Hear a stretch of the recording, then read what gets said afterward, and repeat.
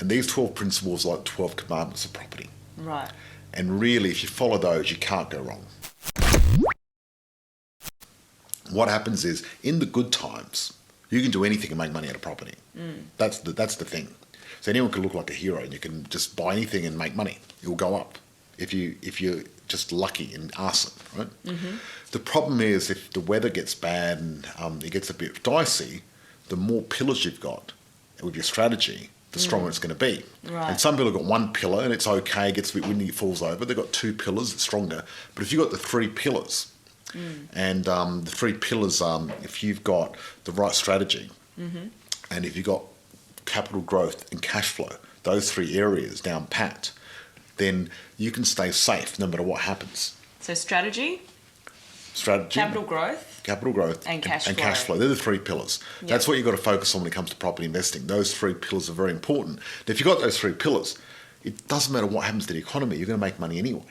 Right. See, during the GFC, and after I learned these pillars, and in each of these pillars there's three different strategies. And how did that change, I guess, more or less, the properties from you losing the money each week? Yeah, so if you really got the right principles, I started buying properties for $30 a week. Instead of paying like $300 That's a week? right. Massive difference, because then you can buy more than one without pressure. Yeah, But wow. also after a year they go up, so they cost you nothing. So what the heck is this strategy?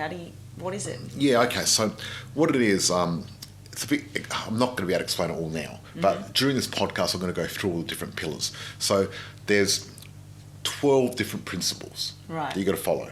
And these 12 principles are like 12 commandments of property. Right. And really, if you follow those, you can't go wrong. They're really amazing. And I was lucky to sort of extract them from different people and codify them and make them to a system. And if you follow these 12 principles, you're really safe, because you can turn a negative property positive. And if you get the right structure and you get your timing right and get it in the right area for less than $30 a week. I mean, think about this. If you've got a property and it's going up only 5% a year, right? 5 to 10% a year, because properties average 7 to 10% a year. Every 7 or 10 years, the property is going to double.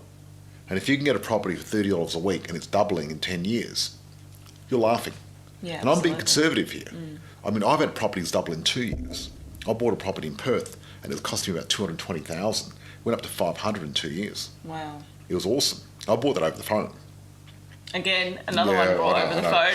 I know. I'm not advocating buying over the phone, but nothing's perfect, and I always end up buying them on the phone for some reason. But it's something sort of profound about buying over the phone or whatever, not actually being there physically and seeing the property. Well, look, if you get your numbers right and your principles right, then it doesn't matter. Yeah. But if you don't know what you're doing, looking at it's not going to help. No, of course not. Do you understand? Like, looking at a property doesn't help. Knowing the numbers and the research is what helps. Right. That's the difference. So a lot of people get confused. Yeah. And they think, okay, I want a property near me so I can look at it and drive past it.